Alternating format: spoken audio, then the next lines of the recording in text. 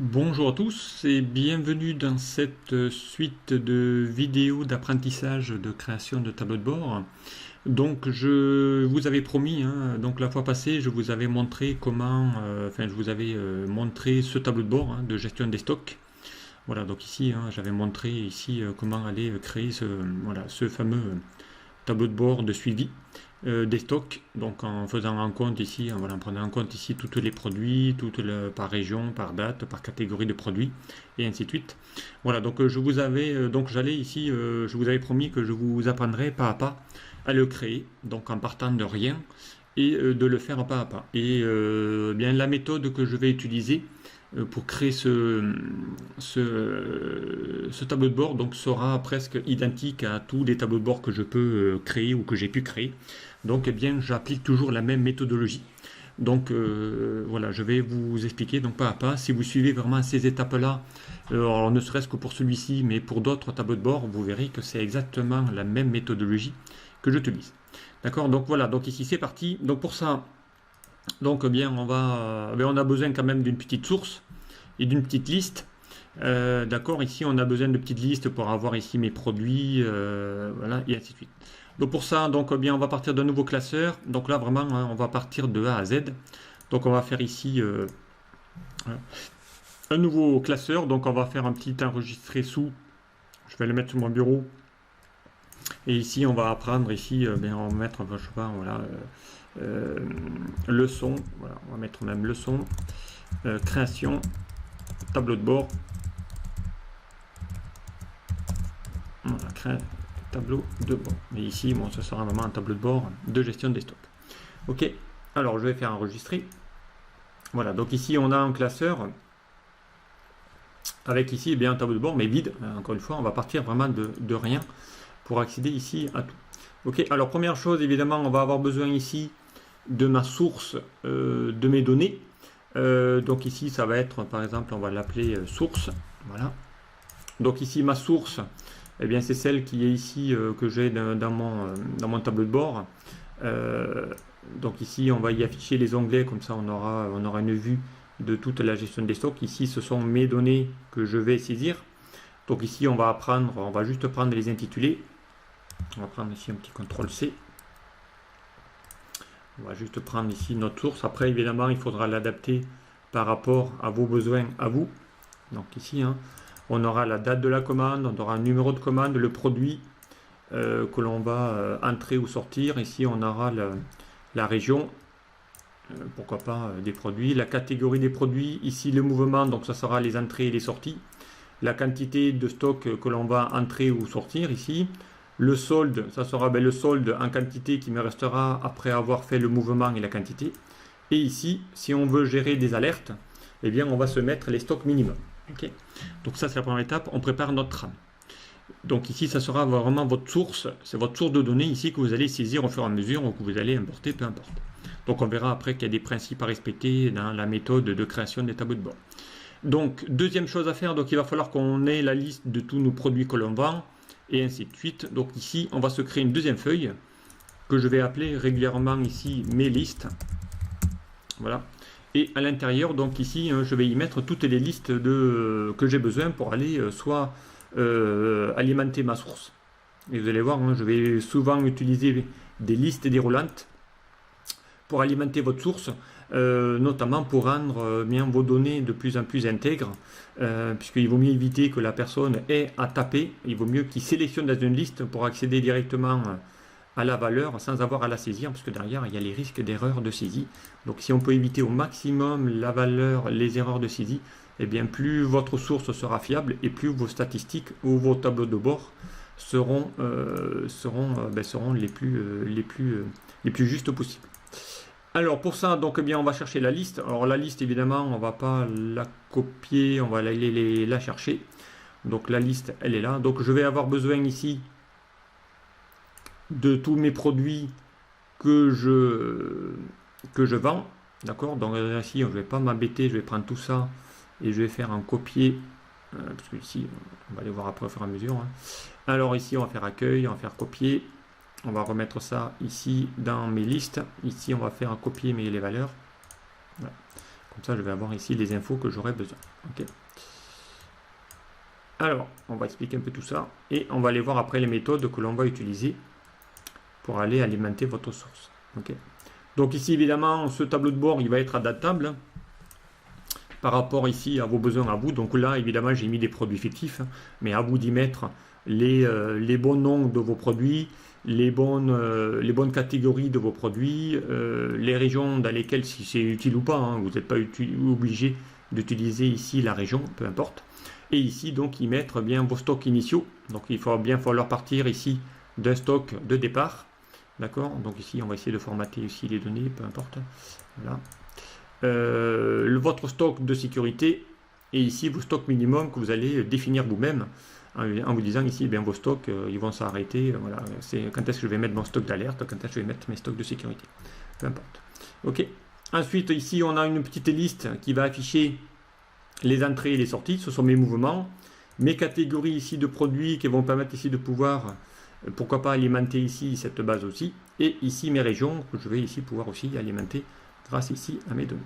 Voilà, alors première étape, donc ici j'ai ma source que je vais alimenter. Okay. Deuxième étape, j'ai besoin ici de mes listes de mes produits et de mon catalogue. Okay. Alors à partir de là, donc bien c'est là que commencent ici les principes d'utilisation de vos tableaux de bord ou de vos indicateurs. Donc première étape, et ça vraiment elle est importante, j'insiste, c'est mettre toutes vos sources ou vos listes en outils de tableau. Donc ça va vous aider énormément. Donc je rappelle, les outils de tableau, vous l'avez dans l'onglet accueil, mettre sous forme de tableau, et là bien vous allez voir, hein, vous allez en avoir vraiment besoin de transformer tout ça. Alors pour créer une plage en outil tableau, vous mettez sur tout votre tableau et vous allez ici dans l'onglet accueil, groupe style, mettre en forme le tableau. Donc vous choisissez un style, il vous demande ici, il sélectionne la plage et il vous demande ici quel est, si votre tableau comporte des entêtes, je mets oui. Okay. Voilà. Donc ici vous créez un outil tableau avec ici un nouvel onglet qui vient d'apparaître, les outils tableau avec l'onglet création. Là je peux aller changer voilà, autant de fois que je veux mes styles de tableau, hein. Je peux partir sur plusieurs styles, peu importe. Okay. Alors l'avantage c'est qu'il va vous mettre ici une ligne sur deux de couleurs différentes, ça sera beaucoup plus facile à lire, notamment dans vos tableaux. Alors une fois que j'ai fait ça, première chose à faire quand on a créé un tableau, c'est de lui donner un nom. Par défaut, il appliquera toujours tableau 1, tableau 2, tableau 3. Donc si on veut ensuite faire appel à eux via des plages nommées ou des formules ou des tableaux croisés amiques, puisqu'on va en avoir besoin pour créer certainement notre tableau de bord, je vais avoir besoin ici de renommer les tableaux. Donc ici, première chose à faire, alors moi j'ai ma petite syntaxe de mettre un T pour dire que c'est un tableau, et ici je vais la mettre catalogue, puisque ce sera ici mon catalogue. Voilà, catalogue. Ok. Et je fais OK. Voilà, donc ici j'ai mon tableau maintenant qui s'appelle T catalogue. Okay. On va faire le même principe pour les autres. Donc ici je sélectionne mes mouvements, je vais aller chercher ici un outil tableau, donc ici je vais le mettre en bleu, pourquoi pas. Je vais lui dire que mon tableau comporte des entêtes. Voilà, et ici on va pas le laisser en tableau 2, on va l'appeler T mouvement. Ok, ça sera mes entrées-sorties. On va faire la même chose pour les catégories, on va mettre en forme un tableau, donc on va le laisser aussi du même style, on va considérer qu'il a des entêtes, et on va l'appeler T catégorie. Donc sincèrement, vraiment, donner des noms à vos tableaux, ça va vous aider beaucoup sur les tableaux croisés, sur les mises à jour, sur les formules, ça va accélérer les calculs, ça va vous faire plein de choses. Et on va t'appeler région. Ok. Voilà, donc ici on va créer nos fameuses listes. Donc si vous savez que vous n'avez pas besoin ici, vous pouvez ici voilà, séparer des colonnes. Alors ici je vous invite fortement aussi à mettre une colonne séparée si vous savez que les tableaux ne sont pas identiques, puisque dès que vous allez ici taper par exemple une autre donnée, il va considérer le tableau comme cette nouvelle colonne comme faisant partie du tableau. Moi je veux pas, donc du coup hein, bien évidemment il vaut mieux sauter une colonne et créer vos tableaux sur des colonnes différentes. Alors avec ici pourquoi pas des petites mises en forme qui vont vous permettre ici de pouvoir dissocier évidemment vos tableaux en mettant soit un petit code couleur qui va faire la petite séparation de vos feuilles à chaque fois, voilà pourquoi pas. Et moi généralement je vais dans l'onglet affichage et je vais lui dire d'aller enlever le quadrillage pour n'avoir ici que des tableaux séparés. Voilà. Et ici, je peux rajouter des nouveaux produits dans mon petit tableau, il va l'insérer automatiquement. Alors, une fois que j'ai fait ça, et bien évidemment, il va falloir ici lui donner des plages nommées pour aller actualiser ici les données de mon tableau. D'accord? Donc ici, hein, si je vais aller sélectionner mon tableau, donc je vais avoir ici besoin d'une date, d'une commande, d'un produit, voilà. Donc si je fais ici le premier, par exemple, aujourd'hui, je sais pas, nous sommes le 30 avril, donc on va faire 30 avril 2018, voilà. Ici, je vais lui donner un numéro de commande, donc ici, on peut le mettre, ben commande, j'en sais rien, moi, on va l'appeler CDE, commande, je sais pas, hop, 0, voilà, 1, 2, 3 par exemple, peu importe. Ici, on va lui mettre les produits. Donc ici, ça peut être un de mes produits que j'ai dans mon catalogue. Donc ici, évidemment, on ne va pas taper ici produit 1. On va mettre, par exemple, voilà, produit 1. Ici, les régions, on va mettre, par exemple, lui, il est en région Est. Catégorie, alors la catégorie, évidemment, il faut taper, essayer le même nom ici. Donc ici, on va lui mettre produit 1, il est en catégorie B. Donc on va mettre ici 4 catégorie B. Voilà. Alors déjà, je n'ai même pas fait attention que mon produit 1 il était bien en région Est, oui. Voilà, mouvement, eh bien admettons ici, donc il faudra mettre la même chose que vous avez soit entrée, soit sortie. Donc ici, on va mettre par exemple entrée, écrit de la même façon. Quantité, on va mettre une quantité, par exemple 10. Ici, le solde, eh bien, il va falloir qu'on aille faire des formules qui ne vont pas permettre de calculer automatiquement le solde. Et ici, récupérer le stock minimum qu'on lui a dit ici. Ok. Donc ici, on va mettre 650. C'est le stock minimum que j'ai normalement droit à ce produit 1. Okay. Donc ici, si vous regardez bien, on a dû saisir à chaque fois des données. Donc on va éviter ça.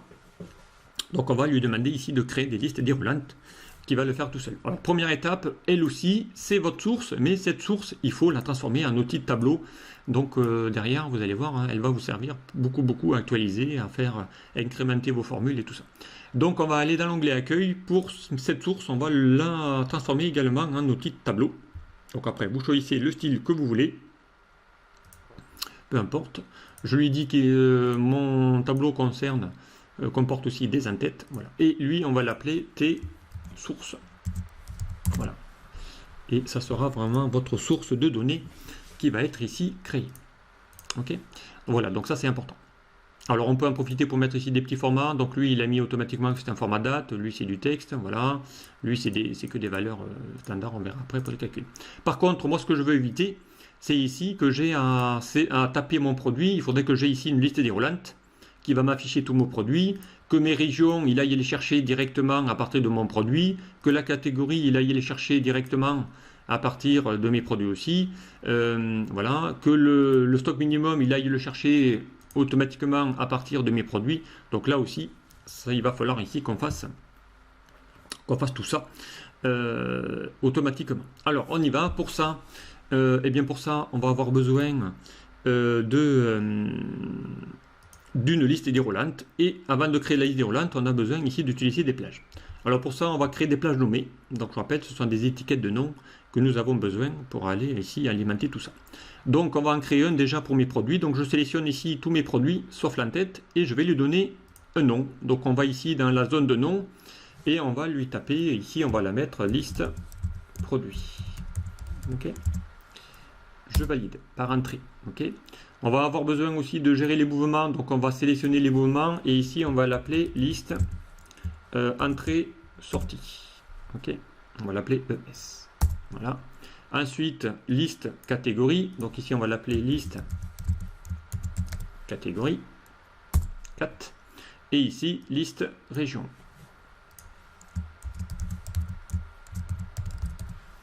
Voilà. Et on valide par entrée. Alors, pour vérifier qu'on a bien toutes mes plages nommées, mes listes nommées, mes étiquettes nommées, donc on va dans l'onglet formule et on va ici, dans le groupe non défini, lui afficher le gestionnaire de noms. Et là, normalement, si je ne me suis pas trompé, je dois bien avoir ma liste catégorie, donc qui se trouve là. Donc si je clique dessus, il va bien sélectionner ma plage. Si je clique sur les entrées-sorties, il va bien sélectionner mes entrées-sorties. Si je liste sur mes produits, il va bien sélectionner ma liste des produits. Voilà. Ici, je vais cliquer sur mes régions, il va bien sélectionner mes régions. Donc ici, on a bien un distinguo entre mes plages nommées et mes tableaux. Donc ici, j'ai bien tous mes tableaux qui sont déjà créés directement. Maintenant, il n'y a plus qu'à lui insérer mes listes déroulantes dans ma source. Donc ici, on va la créer ici dans cette cellule-là. Donc je me mets au niveau de mon produit. Je vais dans l'onglet données. On va lui dire ici d'aller dans les outils données, d'aller chercher l'outil validation de données. Ok, on va cliquer. Il va vous ouvrir une boîte qui s'appelle validation de données. On va lui autoriser quoi? Une liste. Voilà. Et dans la source, on va aller chercher cette liste. Donc ici, hein, la touche de fonction miracle F3 qui va vous afficher ici toutes les plages nommées que j'ai créées. Donc on va chercher celle qui s'appelle liste produit et on fait OK. Et on fait OK. Donc là, maintenant ici, j'ai bien ma liste de mes produits qui vont s'afficher. Donc ici, je peux aller resélectionner mon produit. On va faire la même chose pour les régions. Donc on va créer une liste pareille avec ici F3 pour aller chercher mes listes de mes régions. Je fais OK, je fais OK. Donc là, j'ai bien ma deuxième liste automatiquement. Alors ici, on va faire la même chose, catégorie, liste, validation de données. On va aller créer une liste, F3, je vous rappelle, et on va aller chercher mes listes de catégories. On fait OK, j'ai bien ici toutes mes catégories. Entrée-sortie, pareil, liste. Voilà. On va mettre ici touche F3 pour aller chercher. Donc on l'avait appelé liste entrée-sortie ES. Voilà. Et ainsi de suite. OK. Voilà. Donc ici, ça va le faire automatiquement. Alors on peut aller encore plus loin parce que derrière, je peux lui dire que dès que je vais sélectionner mon produit, il faudrait qu'il aille chercher directement ma région. Parce que derrière, mon produit fait bien partie de ma région ici Est. Donc il faudrait qu'il ait ça dans ma source. Encore une fois, moins j'ai de données à saisir. Déjà, plus il sera facile d'alimenter votre source, votre table, et derrière d'éviter les erreurs. Donc pour ça, on va le faire pour mes régions. Donc on va aller chercher on va utiliser une fonction, et cette fonction, c'est la recherche verticale, la recherche V. Donc je vais me mettre ici dans la cellule que je dois rechercher, et je vais chercher ici ma fonction qui s'appelle égale recherche V. Alors on va utiliser l'assistant pour vous montrer. Alors une recherche V, je l'ai déjà montré plusieurs fois. Vraiment, c'est une fonction qu'il faut vraiment maîtriser et connaître dans Excel puisqu'on va l'utiliser très, très souvent. Il va vous demander quelle est la valeur que tu vas chercher. Eh bien, ma valeur que je vais chercher, c'est elle. D'accord? On va lui dire, il faut que tu ailles la chercher dans quel tableau, dans quelle matrice. Eh bien, on va lui sélectionner ma matrice. Donc, je clique ici sur ma petite fenêtre, je vais dans mes listes et je vais lui sélectionner tout mon tableau. Donc, il va normalement chercher mon T-catalogue. OK? Ensuite, il va vous demander quel est le numéro d'index colonne de la valeur que tu dois aller chercher. Ici, on est en train d'aller chercher les régions. Eh bien, on est dans la 1, 2, 3, 4, 5, 5e colonne de mon tableau. OK? Et il va vous demander, est-ce que tu veux la valeur vraie ou pas? Oui, je veux la valeur vraie, donc il faut mettre faux. Attention, pour trouver la valeur exacte, il faut mettre faux. OK? Je vais faire OK. Donc là, il va chercher le produit, la région Est. Si j'avais cherché le produit 3, il va bien chercher le produit Ouest. Pourquoi? Parce que le produit 3 est bien en région Ouest. D'accord? Alors, on va lui mettre ici produit 1. Et dans toute recherche V, on va éviter qu'il y ait des erreurs, parce que si je mets rien, il va vous mettre NA. Voilà, donc là, c'est pas très très joli. Donc du coup, on va pour éviter ça, on va lui mettre un si erreur. Si erreur. On va lui dire, si tu vois qu'il y a une erreur, tu vas d'abord afficher la valeur et après tu mettras la valeur s'il y a une erreur. Donc pour ça, on va cliquer dans valeur si erreur et là, on va lui mettre un petit chat vide en lui disant OK. Voilà, donc ici, comme ça, comme ça, quand je ne mets plus rien, il y aura plutôt un champ vide dans votre source plutôt que de mettre NA. OK. On va faire la même chose pour la catégorie. Donc on va faire égal, recherche V. Il va toujours aller devoir chercher mon produit. Dans quoi? Dans ma matrice. Bon, ma matrice, c'est toujours mon T. Voilà. Catalogue. On va lui demander d'aller chercher le numéro d'index. Donc la catégorie qu'il doit aller chercher, c'est la 1, 2, 3, 4, 5, 6, 6e colonne. On veut la valeur exacte. D'accord? Et je ferme ma recherche V. D'accord? Et dans le doute, je mets un petit si erreur pour éviter toutes les erreurs. Sinon, je mettrai un champ vide. Voilà, donc catégorie B, il va le mettre. Si je vais chercher mon produit 5, c'est bien région nord, catégorie A. On va vérifier. Produit 5, c'est bien catégorie nord. Région nord, pardon, catégorie A. Ok, on continue. Donc les mouvements, là, ben, c'est nous qui devons les saisir. Ok, peu importe. Les quantités, c'est eux qui vont les saisir. Et on va devoir aller chercher le stock minimum de mon produit, 5. Donc là, pareil, égal, recherche V. On va lui demander d'aller chercher cette valeur, toujours à partir d'une table source qui sera ici. D'accord. Et on va lui dire d'aller chercher mon stock minimum. Donc il se trouve à la 1, 2, 3, 4e colonne. Donc on va lui mettre ici 4. Et on veut toujours la valeur exacte. Voilà.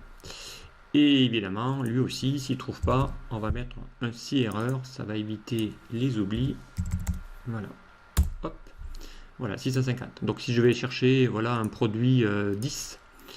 Produit 10, c'est bien région Est. C'est bien en catégorie B. Voilà, et il a comme stock minimum 550. Donc on va aller vérifier. 550, j'étais à quel produit? 10. Produit 10, voilà. Donc il avait bien 550, région Est, catégorie B. Voilà. Donc on va remettre le produit 1, pourquoi pas. Peu importe. Ok.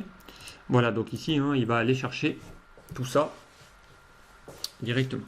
Ok. Alors maintenant, il va falloir qu'on aille ici faire mon petit solde. Donc le solde, il faudrait qu'il se calcule automatiquement à partir ici de mon produit en question. Donc tu vas chercher le solde, le produit. Si tu vas avoir ici qui a entré, eh bien tu vas rajouter. Si c'est sorti, eh bien tu vas retrancher ma quantité qui est là. Et donc tu vas avoir ton nouveau solde. Il va falloir évidemment qu'on parte aussi d'un solde initial qui va être ici défini. Ok.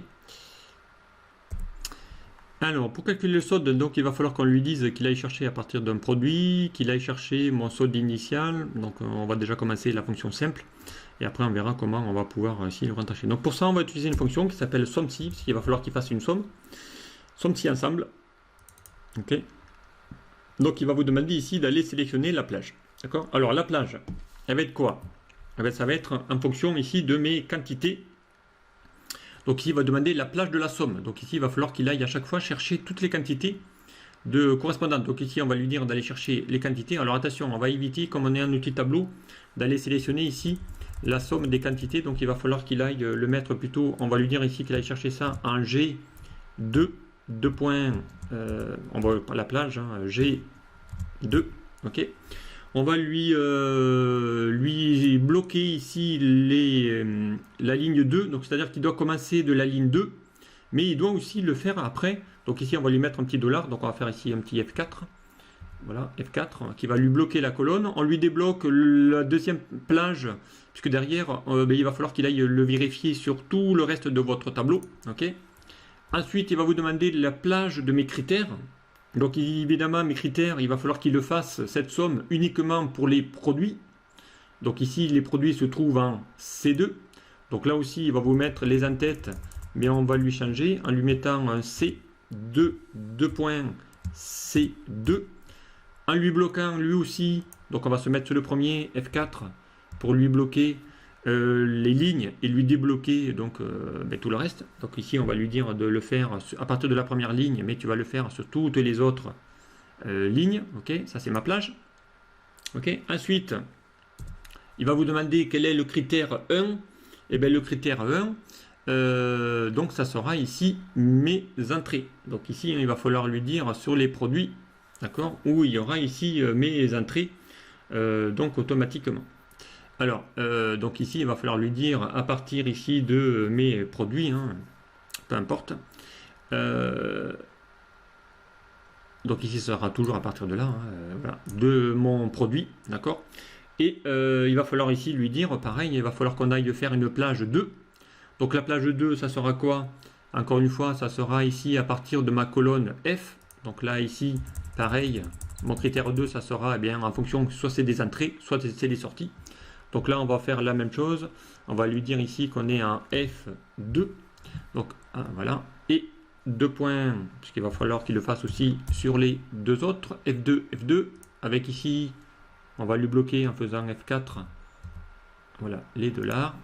Aussi. Et là, mon critère, 2, ça sera évidemment, il faut qu'il le fasse sur le mot entrée. D'accord? Voilà. Et on valide. Donc là, il va mettre 10, ce qui est normal. D'accord? Donc ça, c'est juste pour les entrées. Maintenant, il va falloir que le 10, si c'est une sortie, il faut qu'il retire. Donc pour ça, on va faire... Ça, c'est que pour les entrées. Donc on va faire un petit CTRL-C de cette fonction. Ici, on va lui dire, eh bien, s'il y a des entrées, il va falloir que tu refasses la même chose, mais en lui faisant les sorties. OK? Et je valide. OK? Voilà. Donc ici, hein, ça sera toujours le solde. D'accord? Ça marche? Voilà. Donc ici, hein, ça va le faire. Donc si je mets sortie, bien évidemment, il va mettre au moins 10, hein, puisque ça sera mon solde moins 10. Hein, voilà. Entrée, pareil. Si ce n'est que là, dans mon solde, je n'ai pas pris en compte encore, dans cette formule-là, je n'ai pas pris en compte mon solde initial. Donc il faudrait que je lui dise d'aller chercher le solde initial en fonction du produit. Donc encore une fois, on va lui dire d'aller ici faire une petite recherche V. Donc ici, hein, devant, on va encore cumuler en lui disant, fais-moi une recherche, va me rechercher toujours à partir de mon produit. D'accord? Ici, on va lui dire dans quel tableau, toujours dans ma tableau des catalogues. OK? Et ici, on va lui dire d'aller chercher dans mon numéro d'index colonne, donc c'est deuxième colonne, le solde initial. D'accord? On voudra toujours la valeur 0. OK? Et à ça, je dois rajouter mon solde d'entrée et retirer mon solde de sortie. Voilà, donc ici, je valide. Voilà, donc là, il va vous mettre 5010. Pourquoi 5010? Donc ici, on va mettre ici des bons formats. Voilà. Pourquoi 5010? Parce que, eh bien, en produit 1, j'avais ici 5000 de stock initial. Et donc, eh bien, plus 10, hein, il va bien faire 5010. OK? Si je vais ici chercher le produit, je sais pas moi, le produit 5, voilà. Alors lui, il est à 6010. Pourquoi? Parce que certainement que mon produit 5 était à 6000. Je vais chercher mon produit 6 qui lui est à 2000. Donc là, il devrait me mettre 2010. Produit 6, j'ai dit. Voilà, 2000. Voilà, il devrait me mettre 2010 puisque derrière, il va chercher. Voilà. Ici, je fais une sortie. Voilà, il va me mettre 1990. OK? Voilà, donc ici, hein, ça va vous permettre ici de pouvoir rapidement créer un outil tableau qui va le faire avec ici mon stock initial qui va récupérer et ainsi de suite. Voilà ici hein, déjà votre source est déjà quasiment prête. Vos listes sont déjà faites. Donc maintenant il n'y a plus qu'à saisir dans votre source pour alimenter votre source et ensuite vous allez voir que les calculs vont se faire. Mais ça ce sera l'objet certainement du module ou de la leçon numéro 2. Donc voilà, on en termine ici pour la leçon numéro 1 et puis on se reverra très vite pour la leçon numéro 2. A très vite.